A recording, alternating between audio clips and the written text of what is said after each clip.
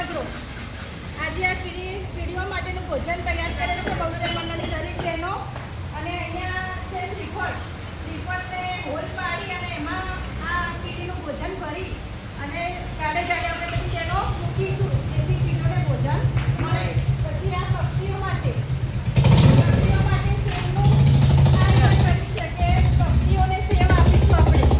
અને કૂતરા માટે રોટ છે તે કૂતરાને રોટલા કરવા માટે પણ બહેનો તૈયાર છે, જેમ કે રંજનબેન છે, કમલેન છે, ચંપાબા છે, એ બધા બહેનો ભેગી થઈ અને દીકરીબેન છે, બધા કૂતરા માટે રોટલા કરીશું. અને પક્ષીને ચણ પણ આપીશું આપણે. બોલો અમે બહુચર.